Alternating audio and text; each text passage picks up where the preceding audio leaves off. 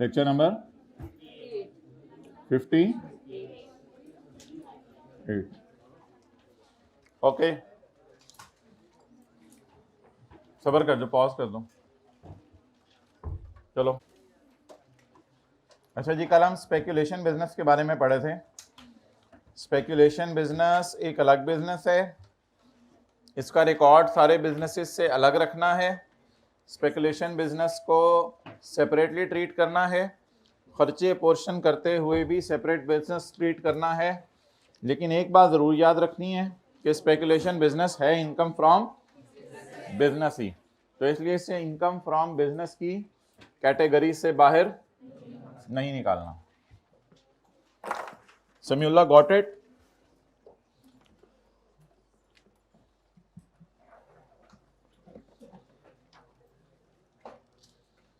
Hybrid में रज के बातें कर लें जितनी करनी है सेकंड रो में, फिर पढ़ाई की देखी जाएगी।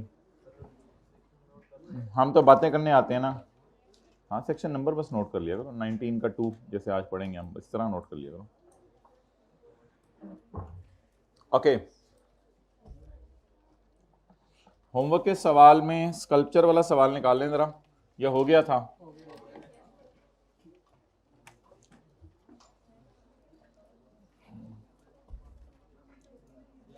कौन सा सवाल है? कौन सा सवाल है my dear? 45। Respond to the following situation. Respond का तो यही मतलब होता है कि लड़ाई शुरू कर दें। रिस्पॉन्स पॉजिटिव होना चाहिए, नेगेटिव नहीं होना चाहिए। भाई इसकी charging. Respond to the following situation under the provisions of income tax ordinance 2001। On यकम July 2014 Ahmad purchase 2 sculptures for 4,10,000 and 4,75,000 respectively. On 30 November 2019 during the shifting of his house he lost both the sculptures. On 15 जनवरी 2020, 15 जनवरी 2020 बनता है tax year 2020। On tax year 2020 he received the insurance claim of 940,000 in a single transaction against the loss of 2 sculptures। Single transaction में इसको कितना मिला? 9,40,000। और fair value उनकी थी जब लॉस हुआ कितनी? 3,60,000 और 5,40,000। अब मुझे बताएं, अगर ये बंदा दोनों को अलग अलग बेचता तो कितने के बिकते? 3,60,000 और 5 लाख। ये वो फेयर वैल्यूज है जिस पे बेचा, या बेचा 940 पे? 940 पे। तो किसके अमंगस्ट तोड़ेंगे? 940 को फेयर वैल्यूज के अमंगस्ट तोड़ेंगे, और तोड़ने के बाद 410 और 475 की कॉस्ट को माइनस कर देंगे, क्योंकि यहां पे बीवी है ही नहीं। क्योंकि ऐसा भी होता है कभी जिंदगी में बीवी ना ही हो, तो यहां बीवी है ही नहीं क्योंकि कॉस्ट है ना यहां पे, तो यहां ऐसे डेप्रिशिएट नहीं हो रहा। ओके,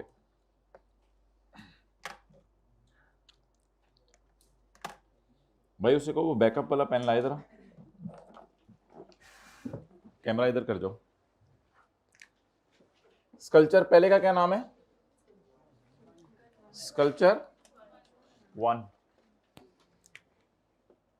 स्कल्पचर नंबर 1 और स्कल्पचर नंबर 2। कॉन्सिडरेशन कितनी भाई? 940। नोट नहीं करना, ये तो घर में आपने किया होगा। कॉन्सिडरेशन 940 को अंदर ले आए, डिवाइडेड बाय +5 मल्टीप्लाइड बाय 360।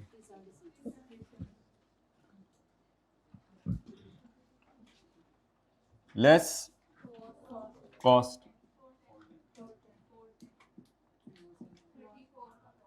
34 का as per chapter of income from capital gain no loss is recognized on the disposal of sculpture. Coin वगैरह, मेडोलियन वगैरह, ज्वेलरी वगैरह। 940 into 360 divided by 540 divided by +540। बोले तो कॉस्ट 4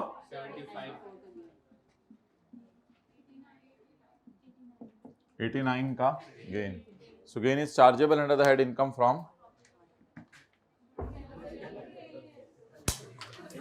ये कौन सी इनकम प्रॉपर्टी कैलकुलेट हो रही है my dear? Income from capital gain. ये हाइब्रिड में लेट आने पे मुबारक हो, शुक्रिया. ओके, दोस्तों की वजह से अगर आप लेट होते हैं तो ये दोस्ती बदल लेनी चाहिए.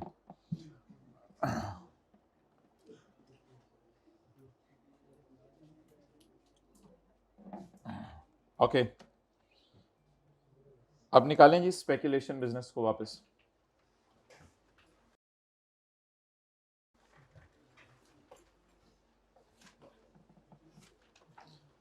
और साथ वाले से प्यार से पूछ लें, बेटा तुम चाहते क्या हो?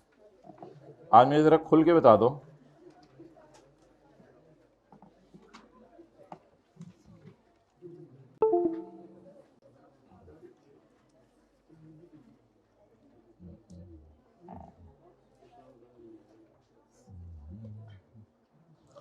ओके भाई, अब स्पेकुलेशन बिजनेस को जरा आराम से तसल्ली से समझना है कि what is speculation business. Speculation business एक ऐसा बिजनेस है, पता नहीं कहाँ देख रहे हैं. स्पेकुलेशन बिजनेस एक ऐसा बिजनेस है जिसमें एग्जांपल करें, ऑन 1 अगस्त 2015 को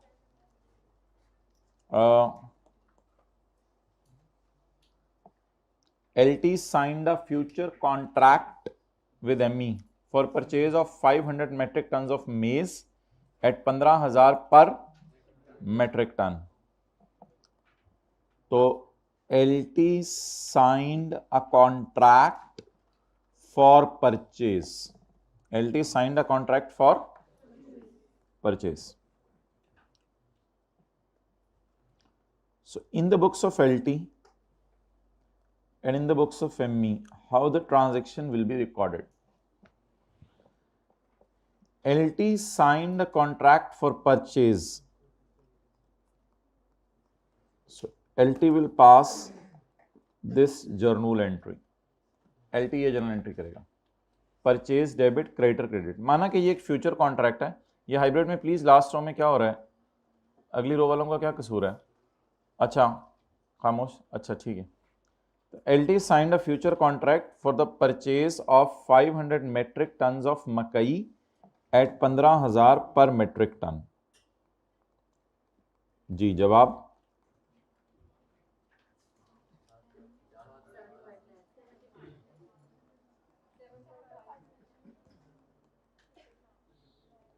okay, rupees in 1000.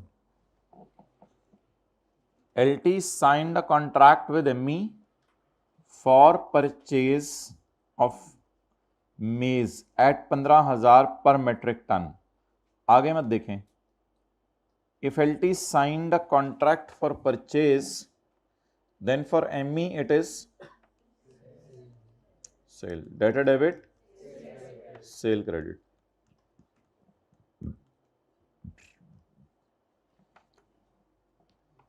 Delivery is expected in October. After 2 months. ये बातें आप कर लें एक दफा, और भी कर लें 2-4. मैंने कहा खामोश हो जाए आज. Amy also agreed to purchase. मुझे भी नजर आ रहा है, मुझे भी नजर आ रहा है.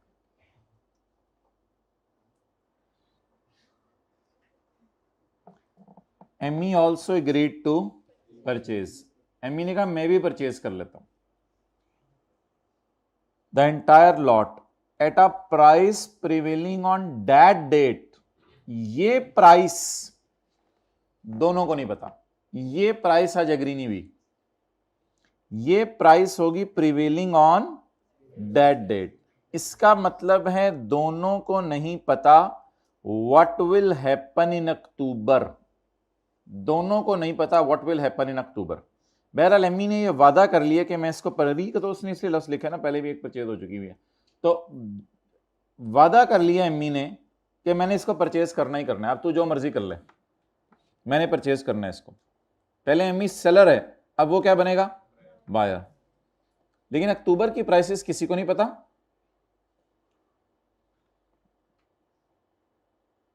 अक्टूबर की प्राइसेस मार्केट ही बताएंगी। इन अक्टूबर प्राइस हो गई 18। अब एमई क्या करेगा? बोलें बोलें बोलें, किसकी एंट्री करेगा? परचेज की। एमई परचेज की एंट्री करेगा। नाउ 500 मेट्रिक टन इंटू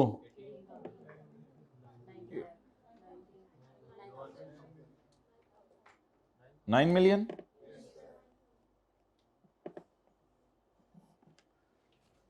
और अगर ये परचेज करे तो फिर दूसरा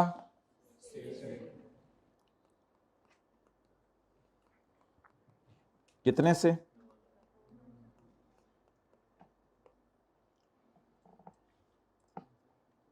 In October, price of maize increased to 18,000 and LT sold the entire lot to ME without taking delivery, and LT finally sold without taking delivery.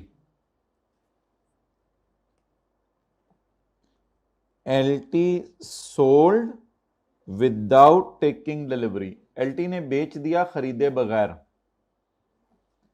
ये यहां पे ना स्पेकुलेशन बिजनेस है। सोल्ड विदाउट टेकिंग डिलीवरी, यानी बेच दिया खरीदे बगैर। मतलब ये होगा बात का कि यहां बेचना और खरीदना चीजों का नहीं पाया जाएगा, बल्कि मैं तो नोट करने को कह ही नहीं रहा, हाइब्रिड में पता नहीं क्यों नोट हो रहा है थर्ड रो में। अच्छा, बेचना और खरीदना नहीं पाया जाएगा, बल्कि यहां होगा क्या? सेकंड रो वालों ने बातें शुरू कर दी थर्ड रो का नाम सुन के। अब बेचना और खरीदना नहीं पाया जाए, इधर व्हाइट बोर्ड की तरफ देखना होता है या आपस में दूसरी की तरफ देखना होता है? क्लास हो रही हो तो देख लें दूसरी की तरफ, जितना देखना है जिंदगी में आज। तो अब मुझे बताएं, यहां बेचना और खरीदना नहीं पाया जाएगा, बल्कि ट्रांजैक्शन नेट सेटल होगी। अब दोनों में से जो जीता वो सिकंदर, जो हारा वो बंदर। तो अब देखते हैं जीता कौन और हारा कौन। इसने 9000 की सेल करके 7500 की परचेज की, ये बन गया सिकंदर। तो इसने 9000 की परचेज करके सिर्फ 7500 की सेल की, ये बन गया बंदर। तो अब इसको आ गया स्पेक्यूलेशन गेन 1500 का, 9000 minus 7500,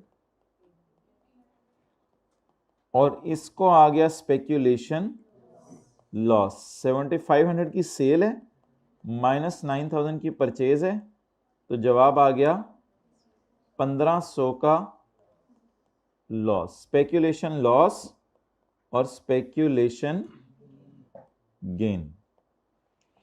so that is the story of Sikandar and बंदर।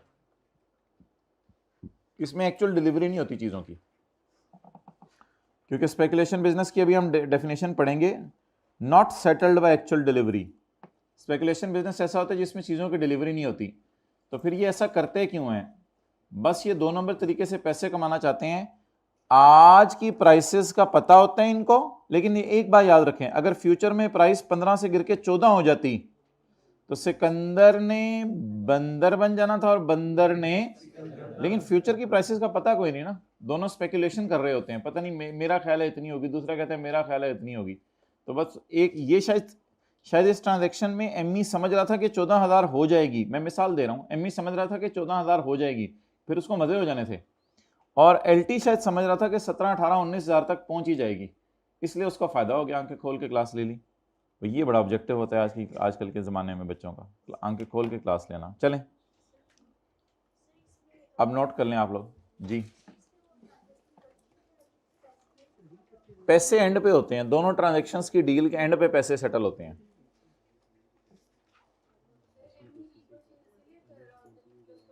वो कैंसिल कर रहा होता है ना, हाँ, लेकिन उस प्राइस का नहीं पता होता असल में किसी को, वो प्राइस नहीं पता किसी को। हाँ, वो तो फिर नॉर्मल डील हो जाएगी, फिर तो डिलीवरी हो जाएगी चीज़ों की। चीज़ें हैं ही नहीं तो ख़राब कहाँ से होनी है माय डियर? चीज़ें नहीं नहीं नहीं नहीं, चीज़ें हैं ही नहीं। ये तो अभी थोड़ा सा आगे बढ़ो तो हो सकता है ऐसी डील्स भी हो, एक कहीं मैंने तुम्हें ऑस्ट्रेलिया बेचा, दूसरा कहीं मैंने खरीदा। मिसाल के तौर पे दो जहाज जो है वो बैठे हुए थे समंदर के किनारे, एक जहाज ने दूसरे जहाज को कहा मैंने तुम्हें ऑस्ट्रेलिया बेचा, उसने कहा मैंने खरीदा। इस तरह की डील्स भी होती हैं जो चीज अब जी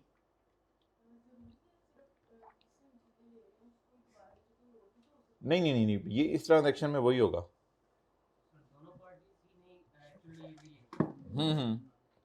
दोनों पार्टीज डिलीवरी नहीं लेंगी। आज एक प्राइस पता होगी 15,000 दोनों को, फ्यूचर की प्राइस मार्केट बताएगी, तो मार्केट प्राइस फिर बता देगी कौन जीता कौन हारा, चीजों की डिलीवरी नहीं होनी।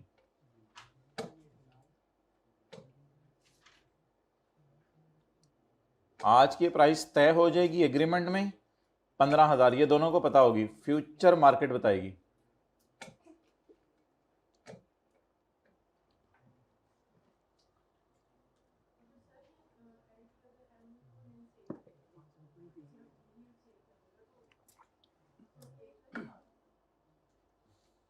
असल में ये डील ही ऐसी होती है जिसमें दोनों ही आपस में ये बात तय करते हैं।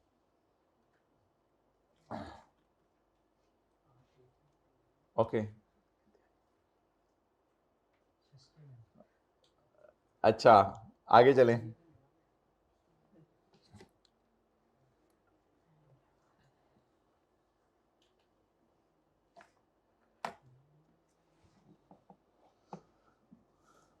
पढ़ें जी। इन दिस सेक्शन, नोट कर लिया।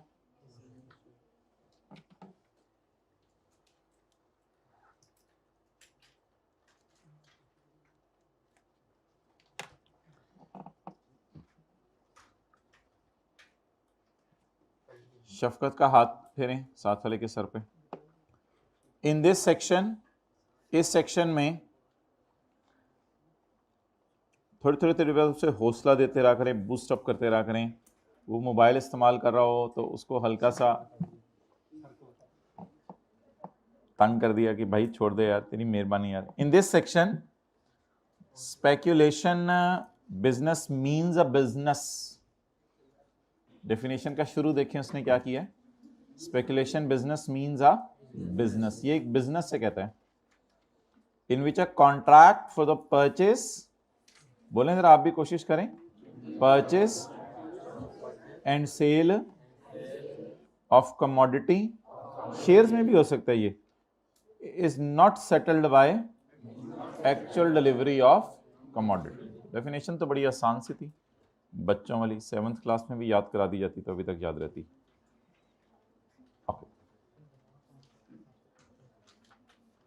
बहरहाल आप वर्किंग में ये एंट्रीज करके फिर ये कंक्लूजन ड्रॉ कर सकते हैं। ये जो एंट्रीज मैंने की हैं ये वर्किंग में करके आप कंक्लूजन ड्रॉ कर सकते हैं।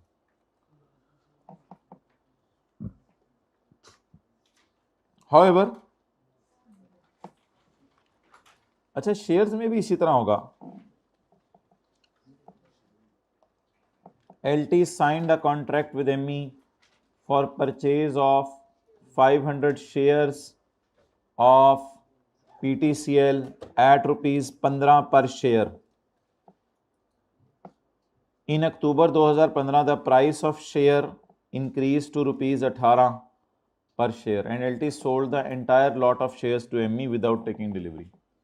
तो शेयर्स में भी 100% इसी तरह हो जाएगा, फिर वो कैपिटल गेन में नहीं जाएगा, बिजनेस स्पेकुलेशन में ही जाएगा। ओके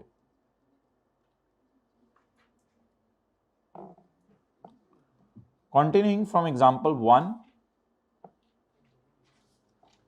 एग्जाम्पल 1 जो पिछले सफ़े पे आ रही है, मेरे से पूछे ना, आपस में बताएं, पूछें।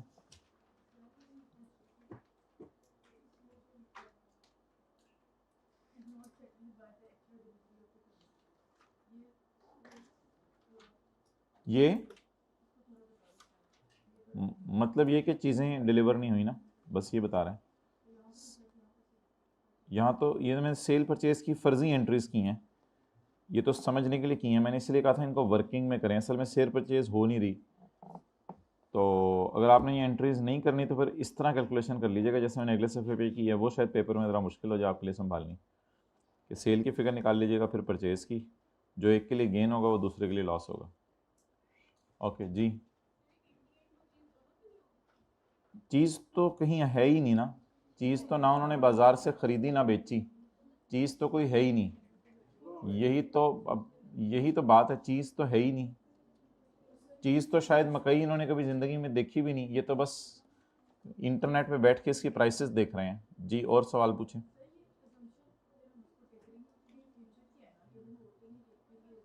फ्यूचर कॉन्ट्रैक्ट वो शायद इसलिए कह रहे हैं कि एक डील अभी हो रही है, एक ट्रांजैक्शन फ्यूचर में एग्जीक्यूट होगी, अक्टूबर वाली।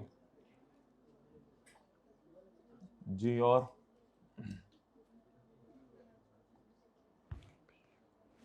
ठीक है, कोई सवाल नहीं।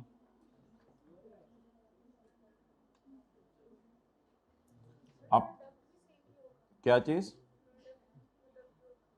प्रोडक्ट तो सेम है ना, मकई प्रोडक्ट सेम होगा। और कोई सवाल? चलें आगे। कॉन्टिन्यूइंग फ्रॉम एग्जाम्पल वन से कंटिन्यू करते हुए, ज़ाहिर बात है मुझे ऐसा लग रहा है जैसे आप लोगों ने कोई चीज़ पहली दफ़ा देखी है, तो ज़ाहिर बात है हैरानी तो होती है। आप कोई ऐसा जानवर देख लें जो ज़िंदगी में कभी देखा ना हो, तो हर कोई सवाल तो पूछते से ऐसी भी दुम हो सकती है, हमने तो सोचा भी नहीं था।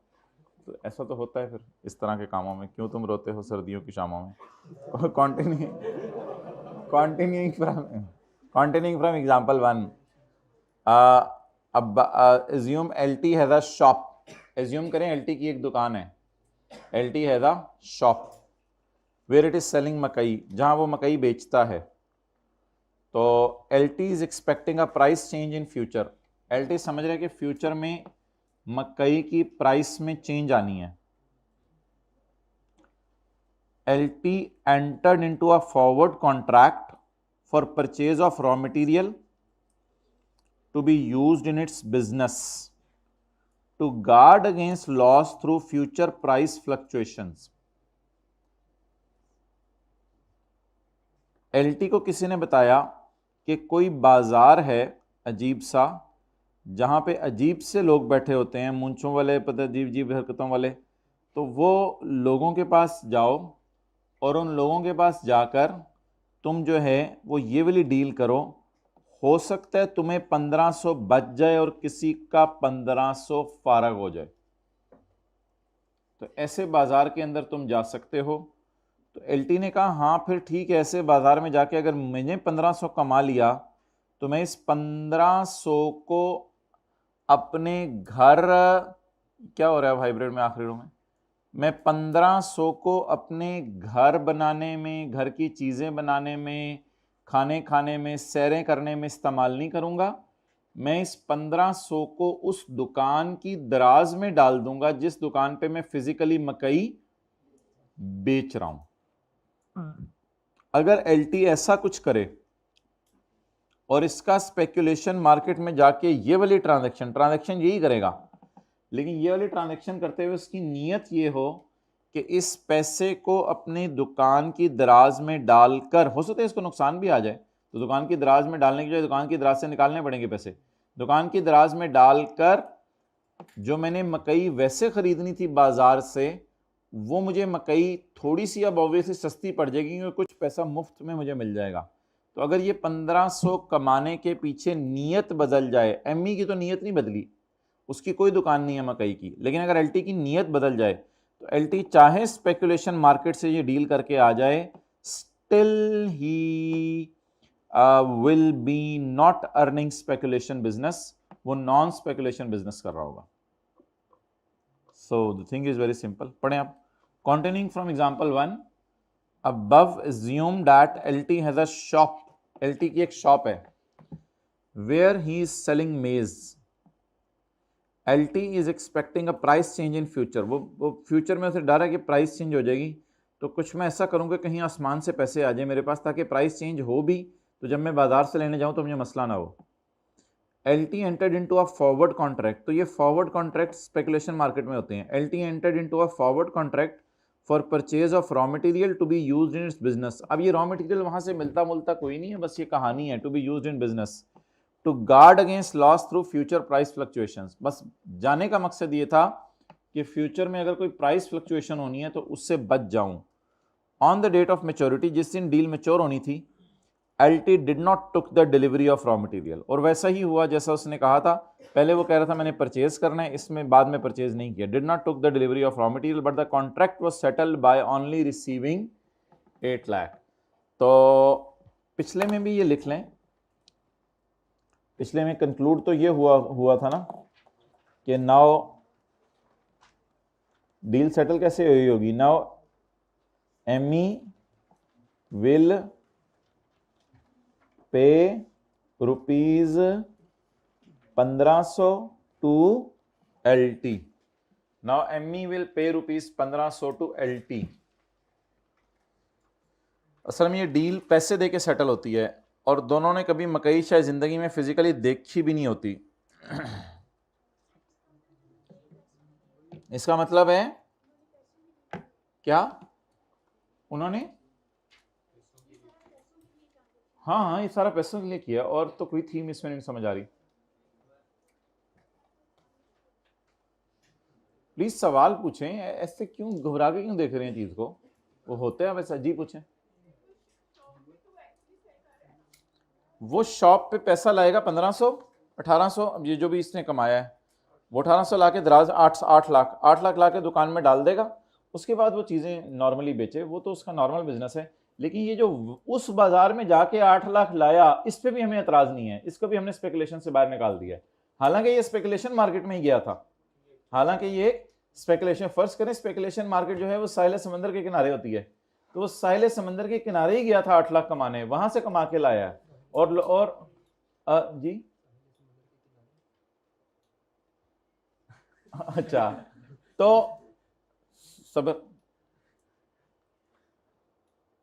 जाने भाई ने बाहर जाना है, भाई का सवाल है तो भाई हाथ खड़ा करेगा। Not suppose to.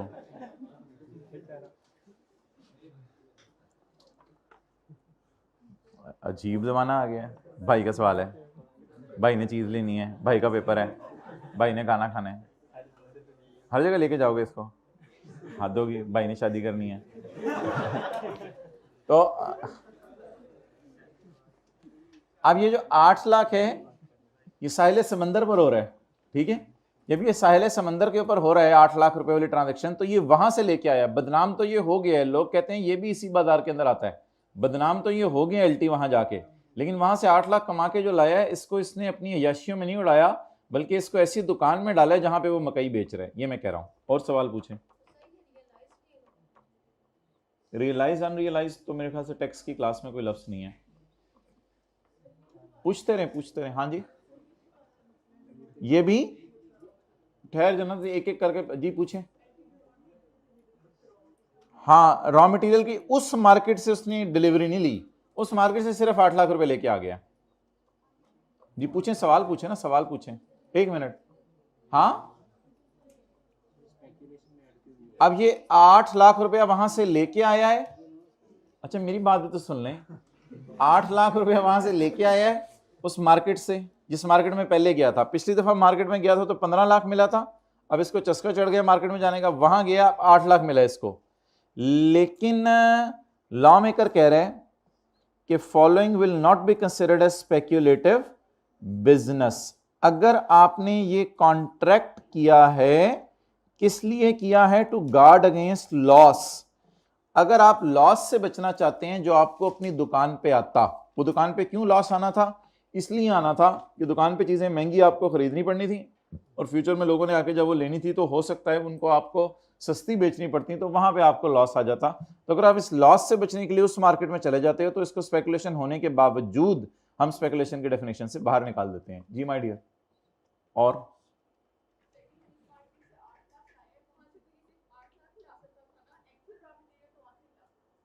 हाँ, वहां से नहीं ला सकते, 8 लाख की ला, वहां से पैसे लाएगा बस। नॉन स्पेकुलेशन तो मैंने शुरू में इंटेंशन बता दी ना कि इसकी इंटेंशन है to guard against loss. Intention तो मैंने ये हाईलाइट कर दिया है।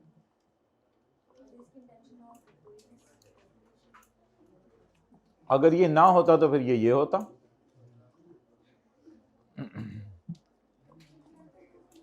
Things are very very simple. हाँ जी, जी बोलें।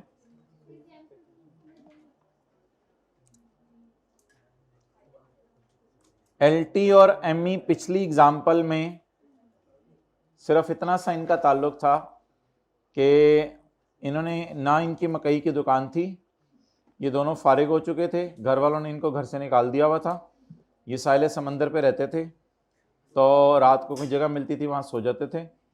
तो ये लोग जो है बैठे बैठे इन्होंने मकई की डील की। इन द एंड लेना देना चीज़ों का मकसद नहीं था, तो एमई ने एलटी को 15 लाख रुपए दे दिए और एलटी ने 15 लाख कमा लिए। यहाँ पे बात ख़त्म होगी। लेकिन अब हम ऐसा सिनेरियो कर रहे हैं कि फ़र्ज़ करें 4-5 साल बाद एलटी ने अपनी कोई मकई की दुकान खोली हुई है और वहाँ पे इसको डर है कि मकई की प्राइसेस बढ़ रही हैं, तो किसी ने कहा कोई एक ऐसी जगह है जहाँ से जाके मुफ्त में पैसे मिलते हैं। इसको याद आया, वो तो मैं 4 साल पहले वहीं जाता होता था। अच्छा, उस इलाके का बता रहे हो? ये दोबारा वहाँ चला गया, दोस्तों ने इसको बड़ा वेलकम किया। उसने कहा फिर आ गए हो, हमने तो तुम्हें कहा था कि तुम आओगे, तुम तौबा करके गए थे लेकिन तुम फिर आ गए। मैंने कहा चलो अभी चुप करो। ये चला गया दोबारा उस मार्केट में और वहाँ से जाके अब 8 लाख कमा के लाया, लेकिन इस 8 लाख को अपनी अय्याशियों में नहीं उड़ाया।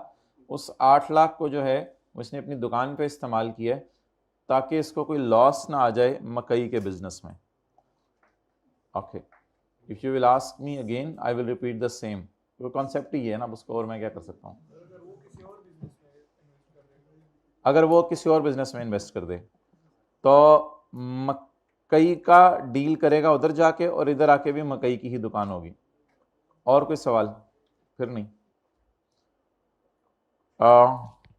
Continuing from example 1, assume LT has a shop where it is selling maize. LT is expecting price change in future. LT entered into a contract. अगर continuing from example 1 है तो फिर मेरे ख्याल से नीचे 15 लाख होना चाहिए था 8 लाख की जगह, तो फिर ही सेंस बनती है ना। यानी कि अब एज्यूम कर लो कि LT की शॉप है तो फिर 15 लाख ही होना चाहिए था, लेकिन चलो ठीक है, खैर है। Continuing from example 1, assume LT has a shop where he is selling maize. LT is experiencing price change in future. LT entered into a contract for purchase of raw material to be used in its business, जो उसने अपने business में इस्तेमाल करना है। देखने में लग रहा है वो बिजनेस में इस्तेमाल करेगा raw material. To guard against loss through future price, entered into a contract to guard against loss, ये बात थी। On the date of maturity LT did not take the delivery, और वही हुआ, इधर लग रहा था परचेज करेगा लेकिन उसने परचेज नहीं किया, but only received 8 lakh. Now rupees 8 lakh shall be considered as gain under the income from business non speculation. लिखें because it is done to guard against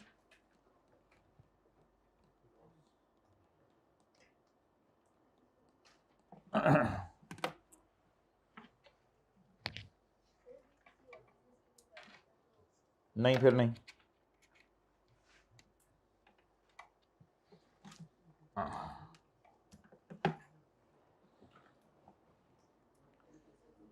सवाल फिर भी आप लोग पूछ सकते हैं, कोई मसला नहीं। स्टिल बस since last 15 years first time I have encountered so many questions.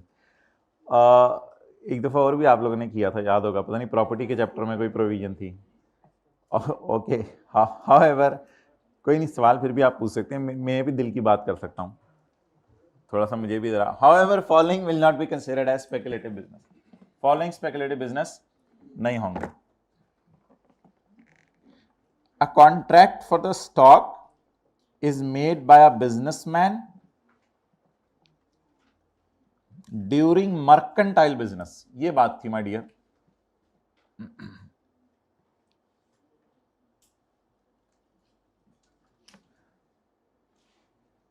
A contract for the stock is made by a businessman during a mercantile business to guard against the loss through future price. Contract is made, contract for stock is made, और अगली line मैंने highlight की, to guard against the loss through future price fluctuations for fulfilling. अब ये जो 8 लाख रुपया कमा के लाया, इसका क्या करेगा? इससे फुलफिल करेगा अपने other contract for actual delivery of goods to customers. इस 8 लाख को इंशाल्लाह इस्तेमाल करेगा अपनी दुकान पे रख के, और जो और कस्टमर आ रहे हैं उनको इससे मकई खरीद के बेचेगा। For fulfilling other contracts for actual delivery of goods to customer coming on LT shop, जो एलटी की शॉप पे आ रहे हैं, क्योंकि अब तो हमने एज्यूम कर लिए एलटी हैज अ शॉप।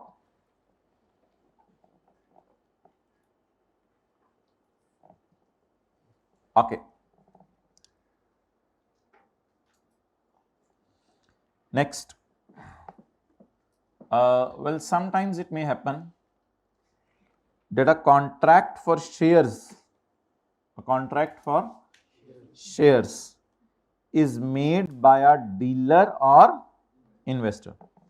अच्छा, शेयर्स में भी अगर आप ये कॉन्ट्रैक्ट करें, यानी ये दोनों बंदे हैं एलटी और एमई, तो इन्होंने आज तक कभी शेयर सर्टिफिकेट देखा भी नहीं, और आज एग्री करें कि मैं परचेज करता हूं शेयर 15 रुपए का, उसने कहा ठीक है, इसने कहा मैंने खरीदा, उसने कहा मैंने बेचा, लोग दूर से देख के हंस रहे हैं, इन्होंने शेयर भी कभी देखे नहीं, लेकिन बातें बड़ी बड़ी कर रहे हैं। ये कहते हैं मैंने 15 रुपए का शेयर खरीदा, मैंने बेचा, लेकिन ये कहें कि फ्यूचर की प्राइस अभी सेटल नहीं करते, वो तो मार्केट बताएगी।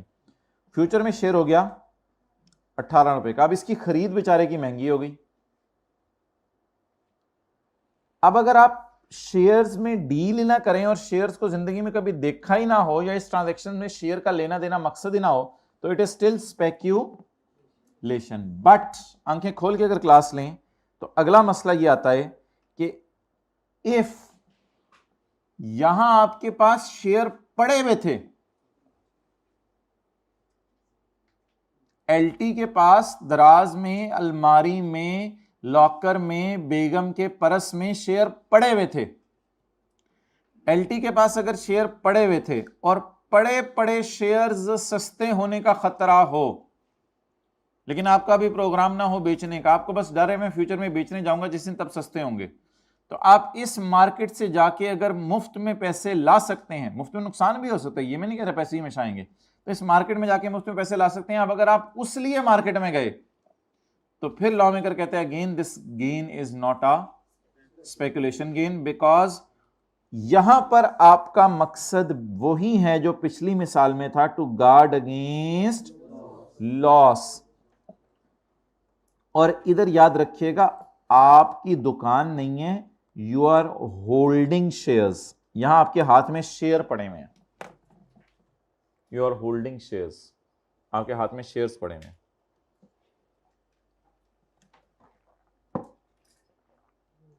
अंग्रेजी मोरलेस वही है।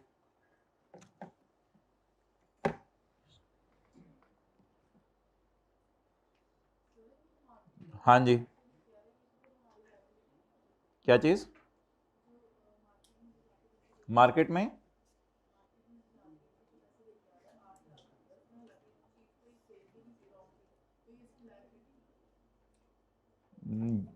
लाइबिलिटी क्यों है? ये ट्रांजैक्शन करते हुए किसी की लाइबिलिटी तो नहीं है। और यहाँ तक आप कह सकते हैं कि एमई अगर फिर मुकर जाए इस डील से,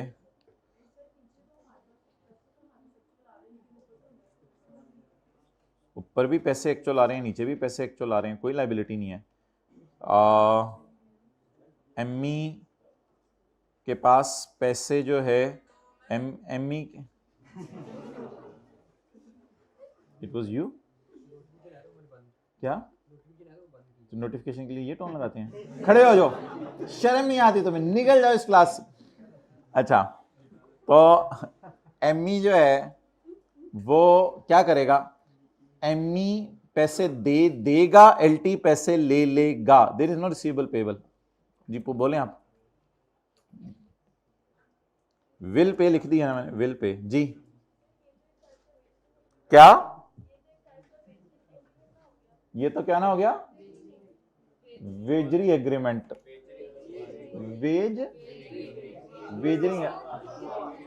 अच्छा, जो भी एग्रीमेंट है, हमारा लॉ ये नहीं देखता कि लीगल है या इलीगल है, वो उसकी टैक्स ट्रीटमेंट बता देगा। उसने तो उसकी टैक्स ट्रीटमेंट बतानी है। हम ये इसके ऊपर तो बहस नहीं करें कि ये एग्रीमेंट अलाउड है या नॉट अलाउड है। ये जब हो गया और आपने कमा लिया है तो बस ये कमाने वाला टैक्स तो देना कम से कम। पहले चैप्टर के पहले सफे पे लिखा होता अगर कोई बंदा इलीगल बिजनेस कर रहा है तो भी उसकी इनकम टैक्सेबल तो है ना। ये तो नहीं कि काम भी गलत कर रहा है और टैक्स भी माफ कर दो। तो ये कर दें कि चलो जो जो गलत काम ये वाला करे उसके टैक्स माफ, टैक्स ले लें, उससे टैक्स तो फिर ले लें। रोकना चाहिए तो ठीक है, हुकूमत रोक के भी बहुत कुछ नहीं रोक सक रही। आपके अम्मी अबू अभी तक क्या क्या रोकना चाह रहे हैं आपके बारे में, लेकिन नहीं तो क्या रोकने वाले तो के लिए पॉसिबल नहीं होता ना रोकना सब कुछ। हाँ जी, अगर शेयर्स ऊंची बोलें,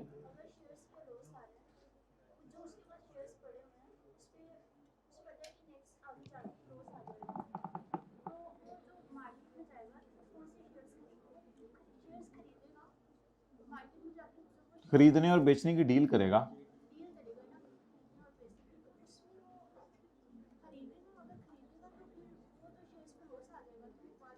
हो सकता है उसने अपना बेचना 2 साल बाद प्लान किया हो और ये ट्रांजैक्शन 2 महीने की करके एग्जीक्यूट कर ले, वो तो उसकी अपनी मर्जी है ना। उसने लॉस फ्यूचर में पता नहीं कब आना है, उसने होता है 2 साल बाद बेचने का सोचा हो, फिलहाल ये डील 2 महीने की करके आ जाए। हाँ जी, ये फ्री में एक दूसरे को पैसे दे रहे हैं, दोनों से बहुत फ्री हैं ये लोग, तो मुफ्त में पैसे दे रहे हैं ना। वरना ये डील ना करें, ये डील ना करें, ठीक है। बस स्टैंडर्ड कहता है ये डील हो गई है, चीज़ें खरीदे बेचे वगैरह एक दूसरे को पैसे दे दिए हैं। बाकी लोगों को पता होता है कि चीज़ हमने खरीदनी बेचनी कोई नहीं है, पैसे देने हैं, ना करें ये डील आपस में। फिर अगर किसी ने कर ली है दुनिया में तो फिर उसकी ट्रीटमेंट तो कम से कम आपको बता दिए। उधार तो ये चीज़ का उधार तो आपके समझने के लिए एंट्रीज बताई हैं बेसिकली। तो एंट्रीज करने के बाद ये दिखाना मकसूद था कि एक को गेन आ रहा है दूसरे को लॉस आ रहा है, ताकि सेल माइनस परचेज करना आपको आ जाए, कोई परचेज माइनस सेल ना कर बैठे पेपर में जी। और बस अब हो गया इन दोनों से, तो मैंने आपको बता दिए। आगे क्या हुआ इन दोनों से, क्यों हुआ, नहीं होना चाहिए था, ये तो अभी बहस नहीं है इस वक्त हमारी क्लास की। Conclusion: LT and ME should not do like this because I am disturbed. It is not so. You have done it. जी, और कोई क्वेश्चन किसी का? यार तो कहते हैं सारे एसी बंद कर दो।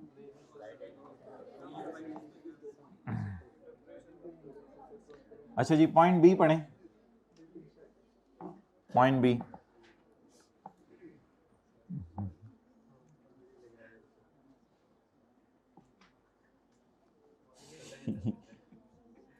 नहीं मैं ये कहना चाह रहा था कि हालात जैसे भी हों, आपको पता है इस वक्त क्लास में क्या हालात हो गए हैं बच्चों के, अभी 6, 7, 8 बच्चे सवाल पूछे हैं। हालात जैसे भी हों, आपने इस पोजीशन पे रह के ज़रा कूल एंड काम रहना होता है और मुस्कुराते रहना होता है। ये नहीं कि आप घर में माशाल्लाह बड़े अम्मी अबू बने और चुप कमरे से बाहर, बस ठीक है, रिलैक्स रहें, खुश रहें अपने आप को ऐसे ही। भाई जिस चीज़ मर्जी चीज़ में आ जाए, मैं कॉन्ट्रैक्ट टैक्ट नहीं पढ़ा रहा, ये आप उनके टीचर से पूछें, मुझे नहीं उसकी डेफिनेशन पता। कब पढ़ा था? 2004 में पढ़ा था मैंने, मुझे क्या याद, 20 साल पुरानी बातें। Okay, however following will not be considered as speculative business. Following speculative business नहीं होंगे। Contract for the shares is made by a dealer और इन्वेस्टर। डीलर होता है जिसका काम ही ये हो, इन्वेस्टर होता है शेयर जिसके पास कभी कभी खरीदता हो, डीलर होता है हमेशा ही शेयर खरीदता बेचता रहता हो। A contract for the shares is made by dealer investor to guard against loss in the person's holding of shares. उसकी होल्डिंग ऑफ शेयर्स में लॉस आने का डर है। और लॉस आता क्यों है? Through future price fluctuations. तो अब अल्फाज देखिए कॉमन है, बस आपने ऊपर वाला अगर बात याद कर ली। A contract for stock is made by a person, contract for shares is made by a person to guard against loss through future price fluctuations, for fulfilling other contracts यहां लिखा हुआ था और यहां उसकी जगह बस लिखा हुआ है इन पर्संस होल्डिंग ऑफ शेयर्स। ये एक्स्ट्रा लाइन है, बाकी अंग्रेजी ऑलमोस्ट जो मैंने अब हाईलाइट कर दी आपको ऊपर ब्लू और ग्रीन में, तो नीचे भी ब्लू और ग्रीन में देख लें, वही जो है वो अंग्रेजी है। ये ब्लू और ग्रीन वाली अंग्रेजी सेम है, ये सिर्फ येलो वाली बात जो है यहाँ पे याद करनी है, इन पर्संस होल्डिंग ऑफ शेयर्स। ये येलो वाली बात याद रखेंगे, ऊपर वाली अंग्रेजी याद की होगी तो गुजारा चल जाएगा। ओके, नेक्स्ट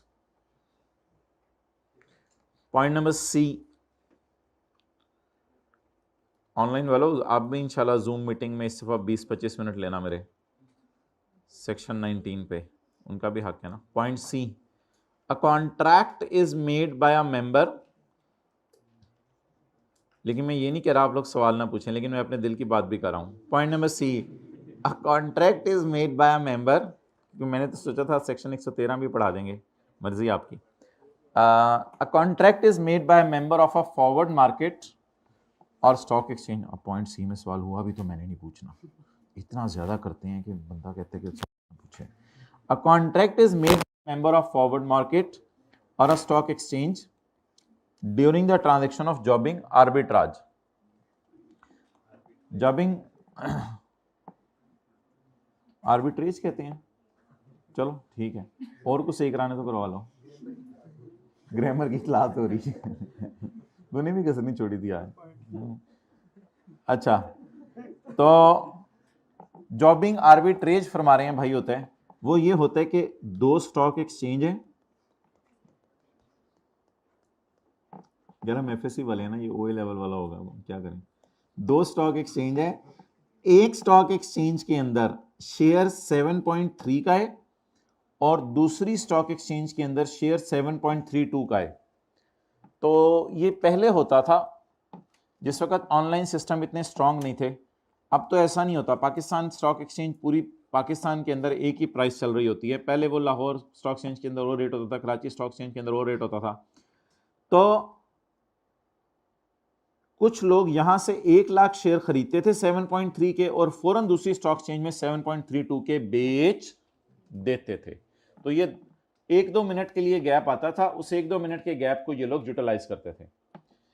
अब ये वाला जो गैप था, एक स्टॉक एक्सचेंज से शेयर खरीद के,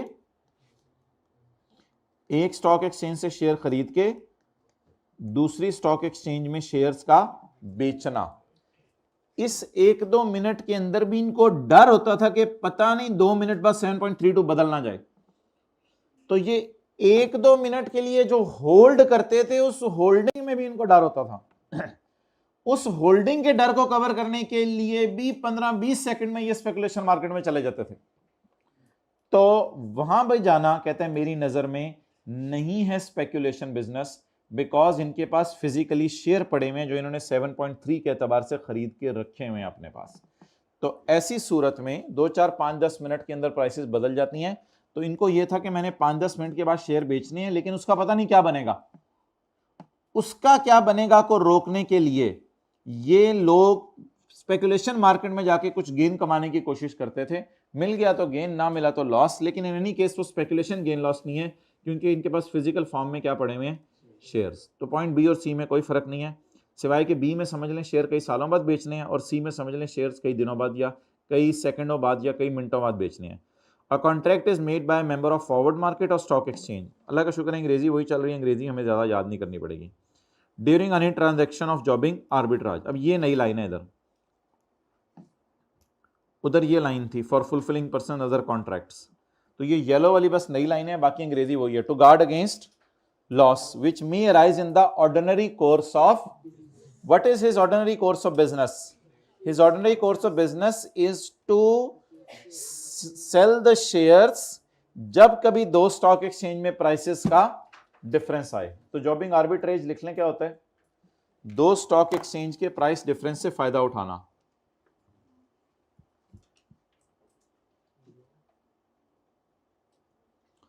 दो स्टॉक एक्सचेंज के प्राइस डिफरेंस से फायदा उठाना।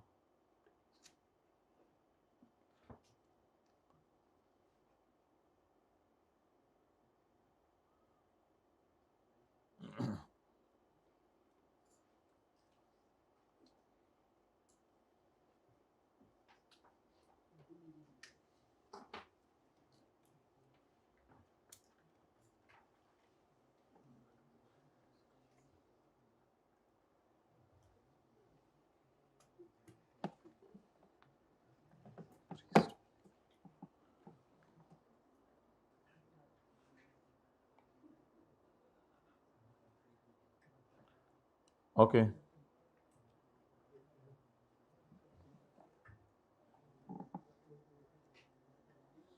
चलें अब इसको एक दफा कल नजर मारेंगे। फिलहाल थोड़ा सा फ्रेश हो जाएं और माइंड को इससे निकाल दें। सेक्शन 113 नो प्रॉब्लम, कल डिस्कस करेंगे इसको दोबारा। आज आप कोशिश करके आएँ, कल फिर पढ़ेंगे। अच्छा भाई, कुछ बिजनेसेस ऐसे होते थे जो क्लास में बैठ के भी मोबाइल इस्तेमाल करते थे। कुछ बिजनेस ऐसे होते थे जो हद होती है ना, करोड़ दफ़ा बताया जा चुके हैं मोबाइल नहीं इस्तेमाल करना क्लास में। पेज नंबर माय डियर मैं नहीं बताऊंगा इसका, सेक्शन 113 का पेज नंबर नहीं बताऊंगा आपको। अच्छा, कुछ बिजनेसेस ऐसे होते थे, वो थोड़ा जिहा थल्ले देख लो, सेक्शन 113। कुछ बिजनेस ऐसे होते थे जिनको बिजनेस में लॉसेस आते थे, लेकिन उनकी सेल इतनी ज़्यादा होती थी कि हुकूमत कहती थी यार कुछ ना कुछ हमारा भी सोच लो। वो कह रहे होते थे हमें लॉस आया है, प्यार से देखो ना इधर,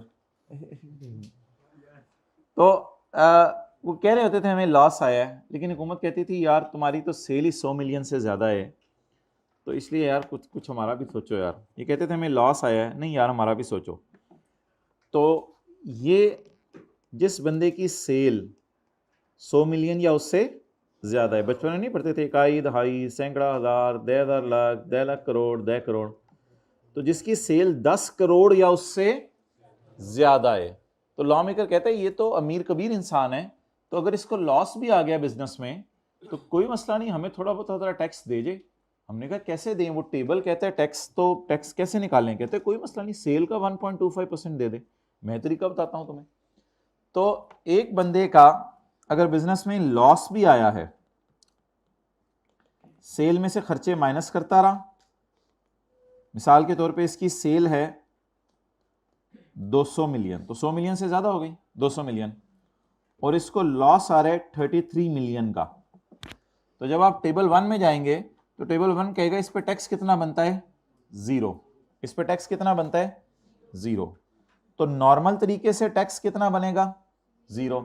लेकिन लॉ मेकर कहता है तुम सेल पे कितना लगा दो, 1.25%। तो तुम सेल का 1.25% मुझे दे दो, लेकिन एक बेनिफिट जरूर अवेलेबल है कि अगले साल जो तुम्हारा टैक्स बनेगा उसमें से मैं ये वाला तुम्हें माइनस करने दूंगा, ये क्योंकि मैंने ज्यादती से तुमसे लिया था, मुझे लेना नहीं चाहिए था। तो अगले साल इंशाल्लाह तुम्हारा टैक्स जो भी बनेगा उसमें से ये वाला टैक्स आप माइनस कर लेना। वो फिर देखेंगे अगले साल अगर नहीं बनता तो क्या करना है, तो अगले साल जो तुम्हारा टैक्स बनेगा उसमें से ये वाला माइनस कर लेना। तो ये जुल्म और ज्यादती करके हुकूमत सेक्शन लेती है। सेक्शन 113 कई दफा डिलीट हो चुका है, कई 2-3 साल डिलीट रहता है, फिर दोबारा हुकूमत आती है, लोगों को मनाती है, प्रेशर डाल के कहती है हम अभी सेक्शन डाल रहे हैं, कर लो जो करना है। तो ये सेक्शन 113 हमेशा एक डिबेटेबल पॉइंट रहा है कि ये सेक्शन लॉ में होना चाहिए या नहीं होना चाहिए। जैसे सेक्शन 7A भी बड़ा खतरनाक है आजकल लॉ में, इसमें लिखा हुआ है कि अगर आप आपकी प्रॉपर्टी पड़ी हुई और किराए पे नहीं भी चढ़ी हुई तो डीम्ड इनकम समझ लो, एज्यूम्ड इनकम पे टैक्स दे रहे हो। तो ऐसे सेक्शन है लॉ में, अब क्या किया जा सकता है, बस आपके आने की देर है, फिर देखें जमाना कैसे। अच्छा, और ज्यादा खराब बदलता है अल्हम्दुलिल्लाह, आपसे तो बहुत उम्मीदें हैं, आप तो माशाल्लाह हर जगह मोबाइल। अच्छा, बच्चों छोड़ दें यार, क्या रखा है इसमें, ये देखें। सबसे पहले आज मैं जो है वो आपके सामने जो है वो ये फेंकता हूँ। अच्छा, दिस दे दो यार, ये भी पैसों का आता है यार, इसे तो नहीं करना चाहिए। This section shall apply to a resident company. ये सेक्शन किस पे लगता है, रेजिडेंट कंपनी पे लगता है। अच्छा, उसकी सेल कोई जरूरी नहीं है, जितनी मर्जी हो, रेजिडेंट कंपनी पे ये सेक्शन लगेगा। नॉन रेजिडेंट कंपनी की अगर पाकिस्तान में कोई पक्की दुकान है तो उस पर भी लगेगा। पक्की दुकान की डेफिनेशन इंशाल्लाह हम डेफिनेशंस के चैप्टर में पढ़ेंगे। नॉन रेजिडेंट पर्सन की अगर पाकिस्तान में कोई पक्की दुकान है उस पर भी लगेगा। एक ऐसा इंडिविजुअल जिसकी साल की सेल 100 मिलियन या उससे ज्यादा हो, यह रूल 2017 में आया था दोबारा। सेक्शन 113 तो कई साल से है, 2001 में भी था लेकिन फिर पीछे डिलीट हो गया, फिर 2017 में हुकूमत ने काफी प्रेशर डाल के सेक्शन दोबारा डलवाया था। तो 2017 में जो लिमिट तय हुई थी सेल की, डेट वाज 100 मिलियन, कि जिनकी सेल 100 मिलियन या उससे ज्यादा है वो लोग ये सेक्शन के मुताबिक टैक्स देंगे। एंड एओपीज, और एओपीज भी टैक्स देंगी। हैविंग सेल ऑफ 100 मिलियन और अबव, जिनकी सेल कितनी है माय डियर, 100 मिलियन या उससे ज्यादा, वो लोग भी क्या करेंगे। तो किस किस के ऊपर ये टैक्स लगेगा, 4 बंदों पे, रेजिडेंट कंपनी पे, नॉन रेजिडेंट कंपनी की पक्की दुकान पे। नंबर 3, ऐसे इंडिविजुअल पे जिसकी साल की सेल 100 मिलियन या उससे ज्यादा हो। और नंबर 4, ऐसी एओपी पे जिसकी सेल साल की 100 मिलियन या उससे ज्यादा हो।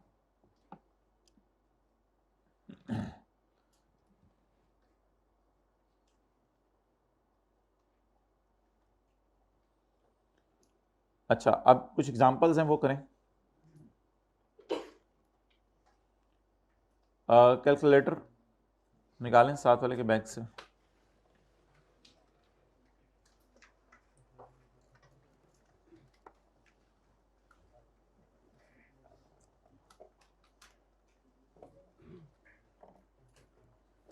अब सवाल है माय डियर कि इन लोगों पे सेक्शन 113 लगता है या नहीं लगता। ये बंदा कहता है सेल्स मेरी है 95 मिलियन यानी लेस देन 100 मिलियन। यार मुझे पढ़ा लेने दें, अब मैंने सवाल पूरा कर लिया। मैंने नीचे बताया दोनों क्या चीजें दी हुई हैं। अच्छा, इस गुस्से को मैं खुशी में नहीं बदलूंगा क्योंकि मैंने बात पूरी भी नहीं की थी, आप लोग बोलने लगे हैं। अच्छा, नाउ इसकी सेल है 95 मिलियन, तो इसके ऊपर सेल्स टैक्स 18% लगा। तो वो कैलकुलेटर पे चेक कर लें 95.5 मिलियन पे। जैसे आप दुकान पे जाते हैं अक्सर, तो वो आप दुकानदार कहते हैं 200 रुपये की चाय है, जब आता है बिल तो 236 रुपये आया होता है। उसने कहा सेल्स टैक्स डाले बगैर। मैंने बताया था सर जी नीचे लिखा हुआ था सेल्स टैक्स डाले बगैर प्राइसेस है। आपने कहा हाँ यार वो उसके ऊपर मैंने अंगूठा रखा हुआ था मुझे नज़र नहीं आया। तो सेल्स टैक्स डाल के सेल कितनी बनी? 112 million. Now it seems to be greater than 100 million. लेकिन कल हम डेफिनेशन पढ़ेंगे, अभी मैं नहीं पढ़ा रहा, कल हम डेफिनेशन पढ़ेंगे जिसमें हम पढ़ेंगे सेल्स आपने लेनी है सेल्स टैक्स डाले बगैर। तो अल्हम्दुलिल्लाह लिखें ये सेल अल्लाह का शुक्र है 100 मिलियन से कम है। डेट्स वाई कंक्लूजन देखें, मैं मिटा रहा हूं, अब सोल्यूशन दिखा रहा हूं। Section 113 does not apply. तो सेल दो तरह की दी होगी पेपर में, बोले कौन कौन सी? सेल्स टैक्स डाल के, एक सेल्स टैक्स डाले। हमने कौन सी सेल लेनी है? सेल्स टैक्स डाले बगैर। तो अल्लाह का शुक्र है इसकी सेल 100 मिलियन से कम है। ये धोखा है, जैसे जिंदगी एक धोखा है तो ये भी धोखा है। अच्छा, धोखे का घर, मच्छर का पर, मकड़ी का जाला। शॉपकीपर बी ने आपको ये डाटा प्रोवाइड किया है। शॉपकीपर बी ने कहते हैं मेरी सेल है 110 मिलियन, डिस्काउंट मैंने दिया है 20 मिलियन का। एक होता है कैश डिस्काउंट, एक होता है ट्रेड डिस्काउंट। ट्रेड डिस्काउंट होता है पुराने कस्टमर को या कोई ज़्यादा चीज़ें खरीद ले, या कोई आप जैसे शरीफ बंदा चला जाए, सर जी चीज़ तो इतने की आपको इतने की लगा देते हैं, तो या साथ वाले को आप ले जाएं तो उसकी शराफत की तो दुनिया गवाह है, तो भी डिस्काउंट मिल जाता है। तो ये जो सेल के ऊपर डिस्काउंट मिलता है, तो डेट इज, क्या अब सेल में 110 लूं या डिस्काउंट माइनस करके लूं? तो उसका जवाब लॉ से लेंगे, ऑब्वियसली अकल तो नहीं लगाएंगे हम, तो उसमें लॉ कहता है कि डिस्काउंट माइनस करके लें। तो अल्हम्दुलिल्लाह मेरी सेल भी 100 मिलियन से कम है। अब ये बोंगी नहीं मारनी कि सर अच्छा इधर ऊपर वाला इधर नीचे वाला ये करना है, यार हद होगी। उधर बस ये करना है कि सेल्स टैक्स डाले, क्योंकि वो प्लस टाइप चीज है। अब लॉजिक लॉ में नहीं समझनी है आपने, बस जो ट्रीटमेंट है वो समझना है। वो सेल्स टैक्स ऐड टाइप चीज है, उसे इग्नोर करके देखनी है सेल, और ये डिस्काउंट माइनस टाइप चीज है, इसे अल्हम्दुलिल्लाह माइनस करके देखनी है सेल। तो अल्लाह का शुक्र है इसकी सेल भी 100 मिलियन से कम है। डेट्स एक सोल्यूशन देखें, सेक्शन 113।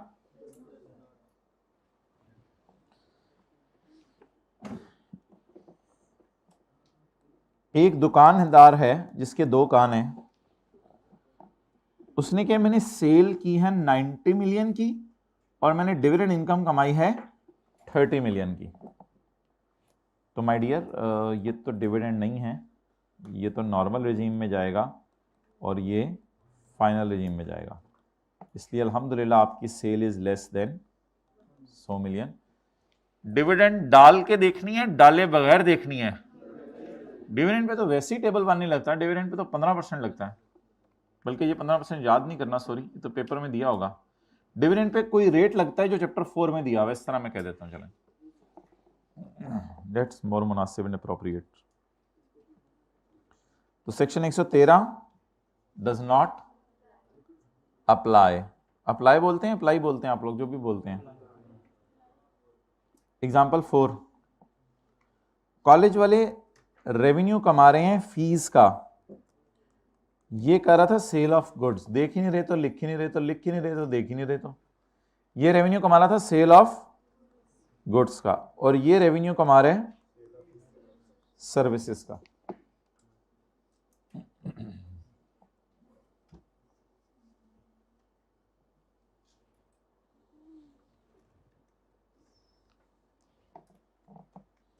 इधर भी ऑब्वियसली क्या करें, सेक्शन 113 लगेगा नहीं लगेगा?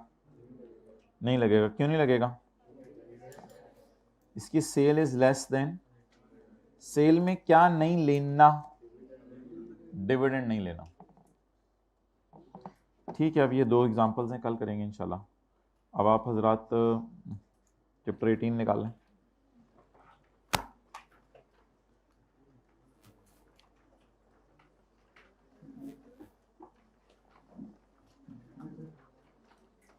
जी माय डियर, हाँ पूछें।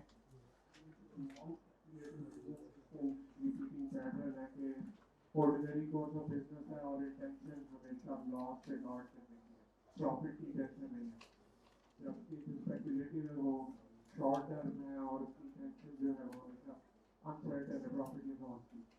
तो क्या ये डेवलप किया जा सकता है कि जस्ट लॉस से गार्ड करने के लिए नॉन स्पेकुलेटिव बिजनेस किया जा रहा है ऑर्डिनरी कोर्स ऑफ बिजनेस? हाँ, लॉस से बचने के लिए किया जा रहा है, लेकिन ये बस ज़रूरी नहीं है कि बाद में लॉस है या गेन है, ये कुछ भी हो सकता है।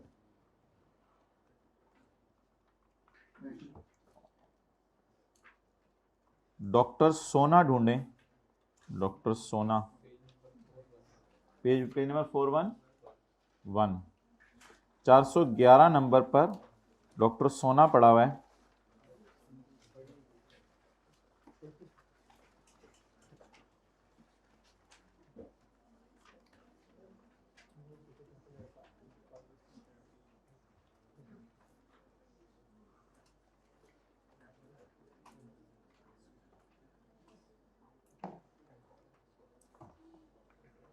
डॉक्टर सोना is a leading eye specialist, लोग दूर दूर से आके डॉक्टर सोना को अपनी आंखें दिखाते हैं।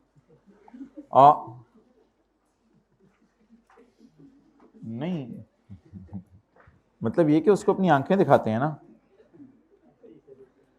तो लोग दूर दूर से आके डॉक्टर सोना को अपनी आंखें दिखाते हैं, डॉक्टर सोना फिर उनसे पैसे लेते हैं आखिरी रो में हाइब्रिड में बातें करके। तो he manages a private clinic, अल्हम्दुलिल्लाह उसकी अपनी क्लिनिक है, वो कहीं पे नौकरी नहीं करता। एक समरी उसने बना के दी है, उसके पास जो पैसे आए हैं उसकी, और उसने जो पेमेंट्स की हैं उसकी, ये उसने आपको समरी बना के दी है फॉर द लेटेस्ट ईयर, अभी जो साल इसका ख़त्म हुआ है ताज़ा ताज़ा उसकी। तो हमें आदत पड़ी हुई है बिजनेस के न्यूमेरिकल प्रॉफिट से स्टार्ट करने की, आज इसने प्रॉफिट दिया नहीं, तो हम ये शुरू में ही आ जाया करें ना, ये अगर ना मसला, तो अब हम क्या करेंगे, क्योंकि उसने बिजनेस का प्रॉफिट दिया नहीं, इसलिए आज हम ज़्यादा आसान तरीके से न्यूमेरिकल सॉल्व करेंगे। वो आसान तरीका वो है जो इनकम फ्रॉम प्रॉपर्टी में हमने सीखा था कि किराया लिखो, उसमें से खर्चे माइनस कर दो, बस। ये ज़्यादा आसान तरीका है। प्रॉफिट से चलना तो बड़ा मुश्किल होता है, कुछ चीज़ों को उल्टाना पड़ता है, कुछ चीज़ों को माइनस करना पड़ता है। ये ज़्यादा आसान तरीका होगा कि जो उसको उसने कमाया है वो ऐड करो, जो उसके खर्चे हैं वो लेस करो, और जो कोई ऐसा खर्चा हुआ जो माइनस नहीं करना हुआ तो उसको हम इग्नोर कर देंगे। उसको प्रॉपर, जैसे रिपेयर को इग्नोर करके रिपेयर अलाउंस माइनस करते थे, तो जैसे इनको हम प्रॉपर्टी में 1-2 खर्चे और थे, इंश्योरेंस आपने कोई लैंड की करा ली थी, तो हमने कहा था वो माइनस नहीं कर सकते, तो उसे इग्नोर किया था। आपको पता है जब हम प्रॉफिट से चलते हैं तो फिर जो गलत खर्चा रिकॉर्ड हो गया होता है उसे ऐड बैक करते हैं, क्योंकि वो माइनस हो गया होता है। तो आज हम चलेंगे ही किससे? सेल से। तो जैसे प्रॉपर्टी के चैप्टर में रेंट से चलते थे और अलाउड खर्चे माइनस करते थे, तो आज भी उसकी क्लिनिक के रेवेन्यू से चल के अलाउड खर्चे माइनस कर देंगे, तो उल्टाने वाला चक्कर ही नहीं है। तो दिमाग की वो वाली खिड़की ना खोलें जो ज्यादा सोचती है, कम सोचने वाली खिड़की भी खोल के गुजारा चलेगा आज। इनको हम प्रॉपर्टी का पैटर्न जहन में रखना है, gross receipt less allowed expenses बस is equal to business income. So that is the most easiest format of doing numerical. So let's start. Summary of his receipts and payments for the latest tax year is as follows.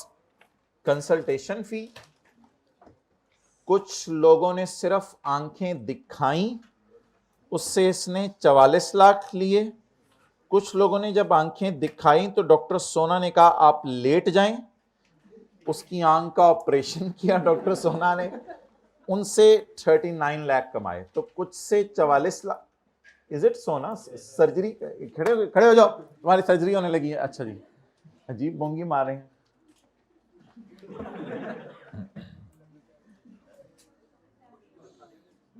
और ये तो seat पे बैठ के होगा ना। Property income आ रही है आपकी डॉक्टर सोना की, उसकी डिटेल पॉइंट 1 में दी हुई है। अदर इनकम आ रही है, उसकी डिटेल पॉइंट 2 में दी हुई है।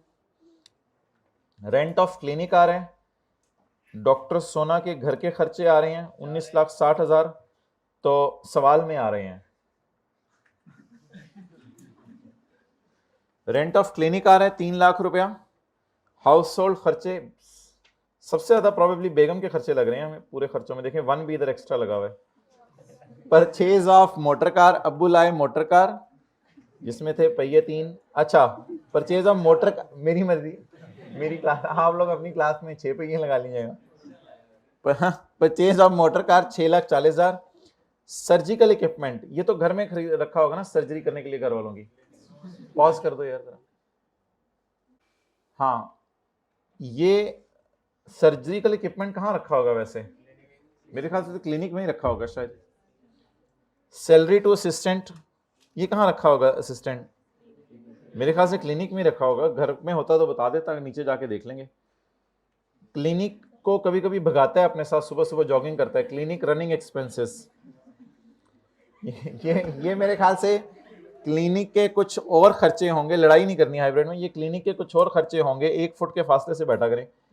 और कार के खर्चे आ रहे हैं और डोनेशन आ रही है। डॉक्टर सोना का लेवल है यार, चंदे भी देता है। 3 लाख रुपए तो उसने चंदा दे दिया इस साल। Notes to receipts and payments are presented below. Doctor Sona के पास एक कमर्शियल बिल्डिंग है जिसको उसने किराए पे दिया हुआ है। Detail of his net receipts are as follows. ये नेट रिसीट्स हैं, इसका मतलब है ये ग्रॉस रेंट नहीं है, ये नेट रिसीट। हमारी नजर तो ना ऐसे जावे, आपकी नजर कैसे ऐसे जावे? हमारी नजर तो ना ऐसे ऐसे जावे। Is as follows.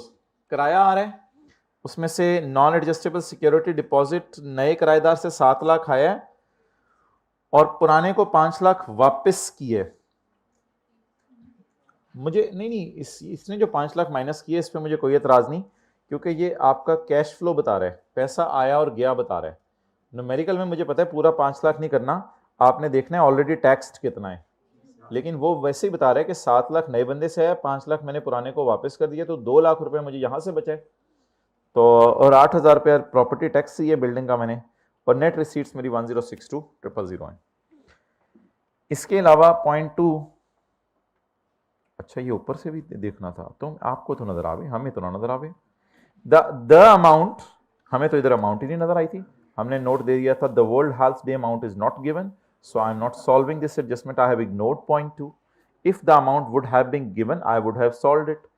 The amount was received for writing an article in an international magazine on World Health Day. World Health Day पे इसने एक मैगजीन में कोई आर्टिकल लिखा होगा कि अगर लोग आपको आंखें दिखाएं तो उसका हल क्या है। तो इस पे इसको पैसे मिले हैं माशाल्लाह 83,000 रुपए।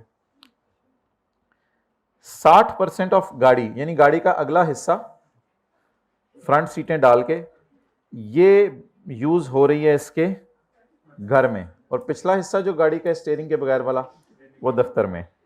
Donation was given to a government medical college for upgrading its library. तो ये तो डोनेशन का टैक्स क्रेडिट मिल जाएगा, क्योंकि सेक्शन 61 में लिखा हुआ था गवर्नमेंट इदारों को डोनेशन दी जा सकती है। Depreciation on motor car and surgical equipment under third schedule of income tax ordinance 2001।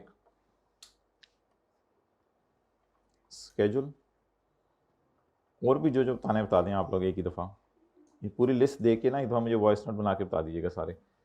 अच्छा, तो थर्ड शेड्यूल जो है इनकम टैक्स ऑर्डिनेंस का, वो भाई ये तस्वीर ना अब्दुल्ला को खींच के भेज दें, उससे कहें ये किताब में इधर डाल दें।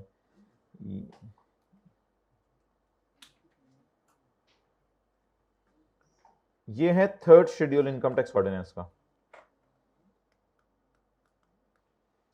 थर्ड शेड्यूल में डेप्रिसिएशन के रेट्स दिए हुए हैं। फर्स्ट शेड्यूल कौन सा था जिसमें टैक्स रेट्स दिए हुए थे, टेबल 1 और टेबल 2, और ये कौन सा शेड्यूल है, थर्ड शेड्यूल। इसमें कौन से रेट्स दिए हुए हैं, डेप्रिसिएशन के। ओके, तो बस वहां जाके लिखने की जरूरत नहीं, इधर लाइन पढ़ें आपको समझ आ जाएगा। चैप्टर 18 की तरह। तो इसका मतलब है ये टैक्स वालों की डेप्रिसिएशन है या अकाउंटिंग वालों की? आगे उसने लिखा भी हुआ है third schedule of income tax ordinance 2001, बता देना मुझे। तो इनकम टैक्स ऑर्डिनेंस का, तो इसका मतलब है ये किन की डेप्रिसिएशन है? लेकिन ऑब्वियसली इसने इधर इसलिए नहीं डाली कि इधर इसने पेमेंट्स डाली हुई थी, और पेमेंट्स में इसने कॉस्ट डाली है। हालांकि अभी हम जो प्रॉफिट एंड लॉस बनाएंगे उसमें तो डेप्रिसिएशन डालेंगे इन चीजों की, तो इसकी जगह डेप्रिसिएशन डाल देंगे।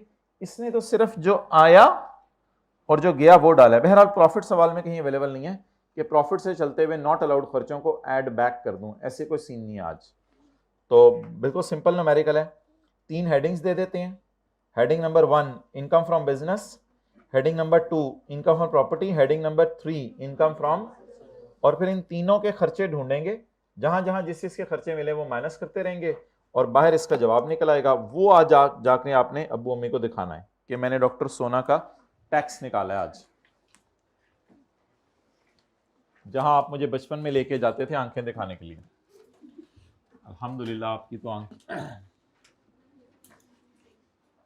अच्छा जी, वर्किंग नंबर 1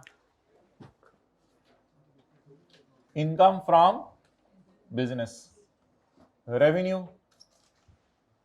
जिस तरह ग्रॉस रिसीट नहीं होती थी इनकम प्रॉपर्टी में, उस तरह 4400 और 3950।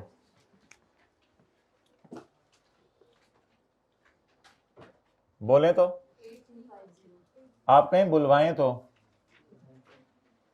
8350। 11 बज चुके हैं, 11:05 तक हमने ये न्यूमेरिकल सॉल्व करते। Income from property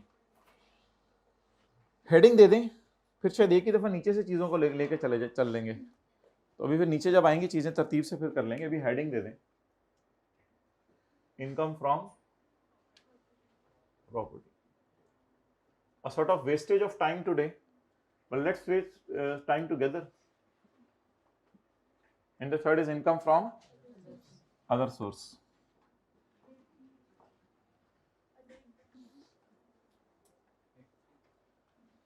Amount on writing article.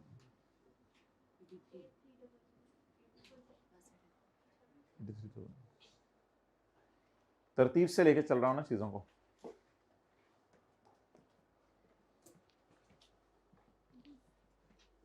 Okay, next.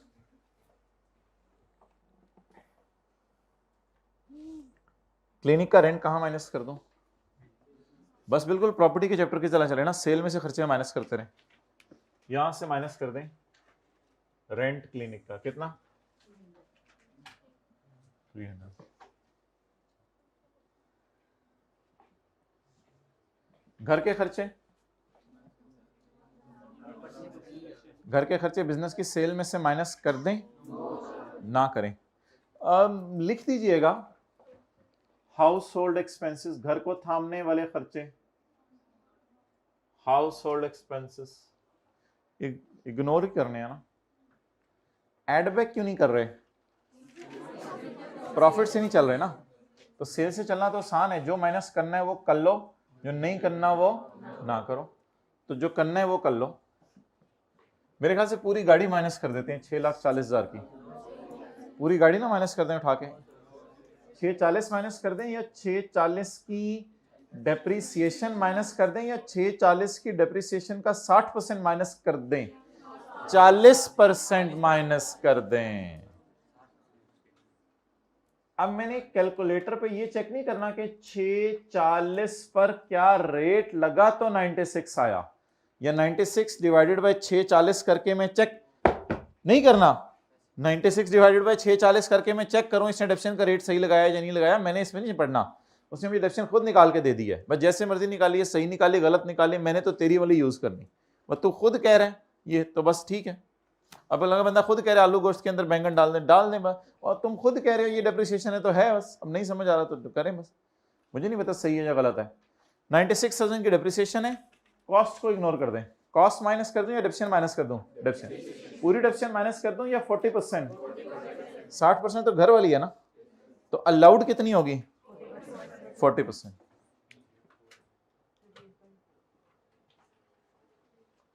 90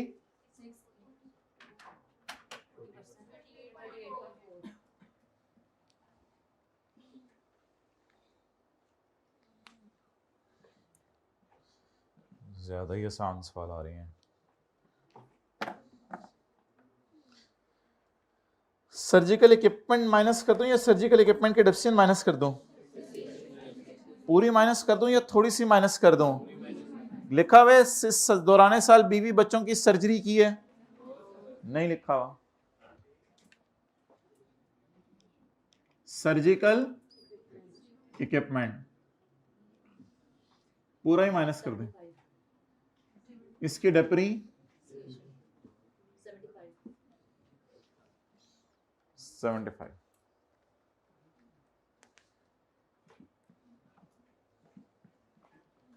आगे चलें।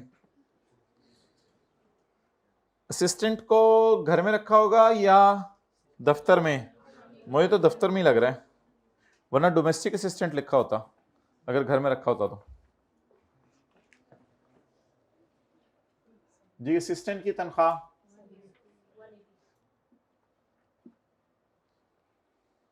ये जो बाहर पर्चियां बना रहा होता है, डॉक्टर साहब को अपनी आंखें दिखानी है, आप पर्ची बना लें, अब जाएं डॉक्टर साहब को आंखें दिखाएं, अंदर बैठे हैं वो, आई स्पेशलिस्ट है बल्कि मेरे ख्याल से, हाँ ये तो आई स्पेशलिस्ट है, क्या आई स्पेशलिस्ट के लिए क्या करना पड़ता है, FCPS करना पड़ता है, कुछ और करना पड़ता है, अच्छा पता नहीं, क्लिनिक को भगाने के खर्चे, क्लिनिक का भागना तो जरूरी है ना, वरना क्लिनिक नहीं भागेगी तो हम कैसे भागेंगे, तो क्लिनिक रनिंग एक्सपेंसेस 240, CRE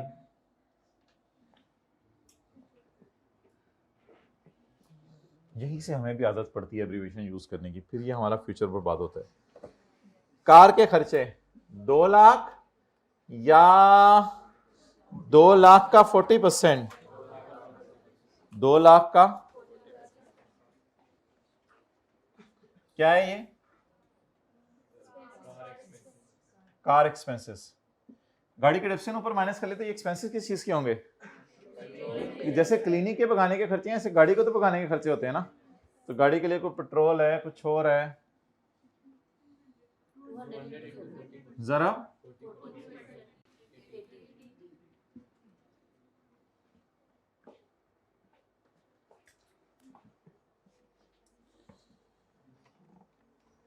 डोने का क्या करना है, डोने का फेस पे टैक्स क्रेडिट दे देंगे, चलें। इनकम प्रॉपर्टी 7 लाख नए किराएदार से आया, पुराने को 5 लाख वापस किए, ये कितने साल से था, 3 साल पहले से था ये, और उसको पे कितना किया है तो कितने साल से उसका इनकम में लेके जा रहे हैं? 3 साल से। तो 500 डिवाइड बाय 10, 50 50 50। तो इसने तो कैश आना जाना की है, इसकी पर मुझे एतराज नहीं है, क्योंकि उसने ऊपर नेट रिसीट का लफ्ज लिखा है। नए से आया 7 लाख, पुराने को दिया 5 लाख, लेकिन हमने जो इनकम कैलकुलेट करते हुए करना है वो तो इसका 3 हिस्से निकालने हैं, 5 लाख को 10 से डिवाइड करके। जी, gross receipt 870, non adjustable amount new से कितना आया? 7 लाख, लेस ऑलरेडी टैक्स्ड। 500 को डिवाइड करें 10 पर, क्या जवाब आ गया? 50। 50 कितने सालों से इनकम में जा रहे हैं? 3 सालों से। क्या जवाब आ गया? 550 को क्या करें? 10 से डिवाइड करते हैं, जो अक्सर बच्चे नहीं करते।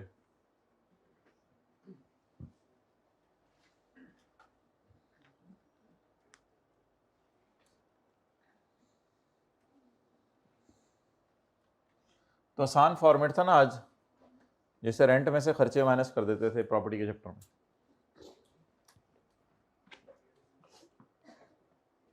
आगे प्रॉपर्टी टैक्स टोटल, ठहर जाना, टोटल दिखा लें दो, वो चढ़े repair allowance, height of anything, repair allowance जी 180, प्रॉपर्टी टैक्स 7, ज्यादा नहीं हो गया? 740,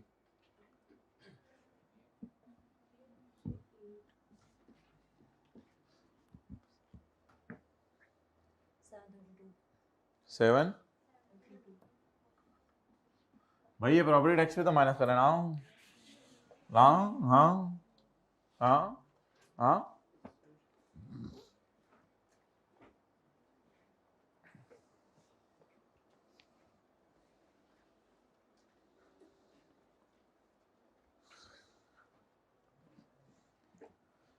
तो इधर उधर की ना बात कर, तो बता तेरा कल का दिन कैसा गुजरा। बस ठीक है, अब इसका सोल्यूशन मैं आपको दिखा देता हूँ। फेस, इसका फेस क्या बनाना, 3 फिगर्स को जमा कर देने, टैक्स रेट माइनस कर देने, टोटल बताने 74। सो मुझे ये काफ़ी ज़्यादा आसान न्यूमेरिकल लगा एज़ कम्पेयर टू इससे पहले जो हम बिजनेस के न्यूमेरिकल कर रहे थे, क्योंकि उसमें काफ़ी सोचना पड़ता था, इसमें सोचना नहीं पड़ा। तो ये आसान चीज़ एंड के लिए रखी हुई थी। मुश्किल चीज़ का बंदा आदी हो जाए तो आसान चीज़ तो ज़्यादा ही आसान लगती है। लिखें, इस सवाल में प्रॉफिट गिवन नहीं था, इसलिए हमने क्वेश्चन के ऊपर लिखिएगा किताब पे। इस सवाल में प्रॉफिट गिवन नहीं था, इसलिए हमने सेल से चल के खर्चे माइनस किए हैं। इस सवाल में खुली जगह छोड़ी है, इसलिए मैंने नीचे। इस सवाल में प्रॉफिट गिवन नहीं था, इसलिए हमने सेल से चल के अलाउड खर्चे माइनस कर दिए हैं।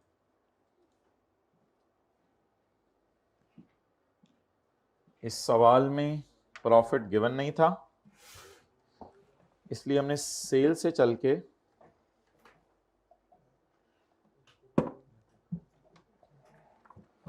अलाउड खर्चे माइनस कर दिए।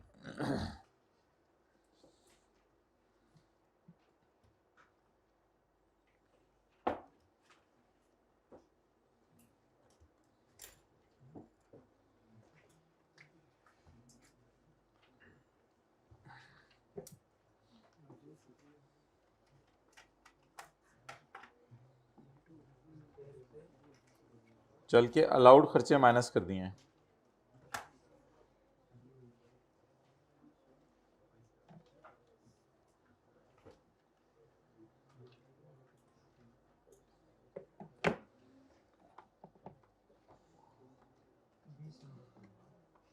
ओहो, 20 नंबर का नहीं, ये तो अब 7-8 नंबर का आएगा, तो बहुत पुरानी बात है। अच्छा, जी निकालें भाई चैप्टर 18 यार यही मसले नहीं खत्म होते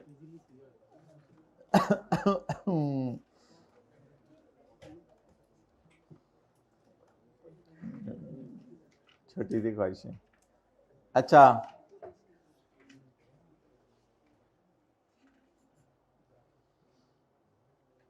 जी my dear, what is income from business? बोलें। What is income from other source? 83। What is income from property?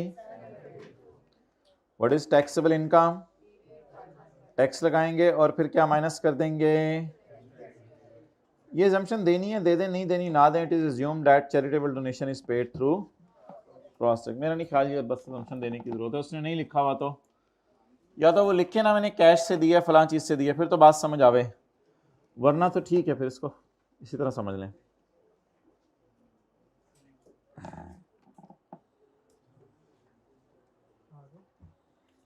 वापस आ जाइए चैप्टर 8 पे, वापस आ जाए माय डियर चैप्टर 8 पे। व्हाई यू आर टू सुस्त and lazy and sort of अजीब people. पहुंच गए? नहीं पहुंचे? पहुंचे यार जल्दी। कितने सीधे लोग हैं। बुकें बंद कर दी हैं।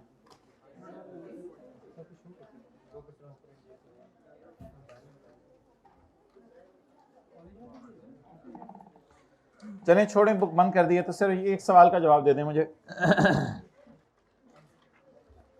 एडमिसिबिलिटी का लफ्ज किसके लिए यूज होगा? खर्चों के लिए या इनकम के लिए?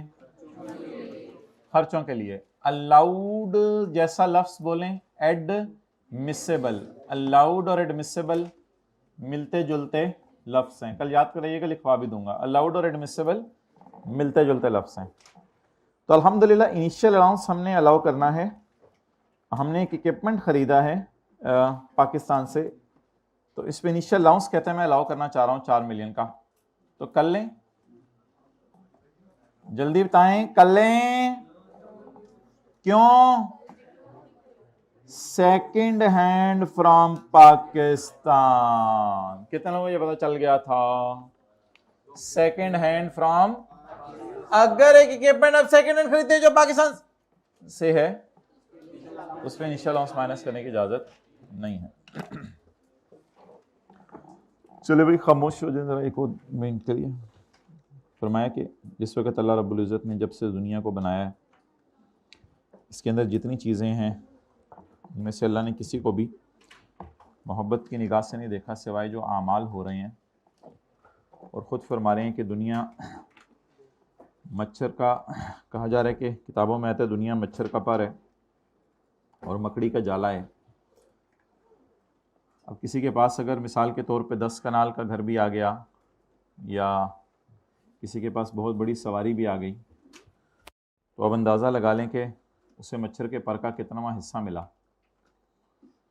और नबी सल्लल्लाहु अलैहि वसल्लम, अगर ये दुनिया ही महबूब होती अल्लाह को, तो फिर सबसे पहले नबी सल्लल्लाहु अलैहि वसल्लम के घर वालों को मिलती।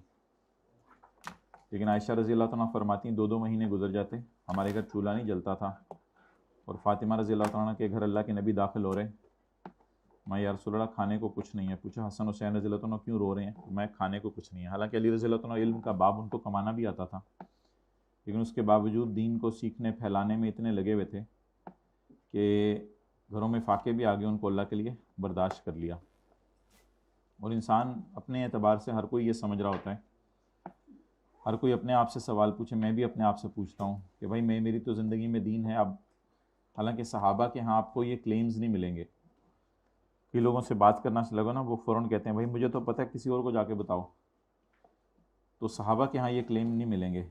सहाबा सब कुछ करके भी एंड पे ये कहते थे काश हम कोई मट्टी का डला होते, काश हम इस दुनिया में आई ना होते। और जितनी भी मेहनत करने के बाद, हत्ता कि हुज़ैफ़ा रज़ी अल्लाह तआला अन्हु को जब नबी सल्लल्लाहु अलैहि वसल्लम ने मुनाफिकीन के बारे में बताया तो एक सहाबी जाके उनसे पूछ रहे कि आप मुझे ये मत बताएं इसमें कि ये किस किस के नाम आपको बताए हैं, बस ये कहीं देख के ये बता दें कि मेरा नाम तो नहीं कहीं इसके अंदर बताया हुआ। तो वो सब कुछ करके भी डिससेटिस्फाइड थे, पता नहीं मरने के बाद क्या बनेगा। तो हम पता नहीं क्या एक धोखा सा लगा हुआ है हमें, हम तो बहुत नेक हैं और हम तो सब कुछ कर लेते हैं। तो इसलिए माहौल ज़रूरी है, कल आपसे शेयर हुआ था, तो इसलिए कोशिश करें। ठीक है, ऑफ़ कर दो।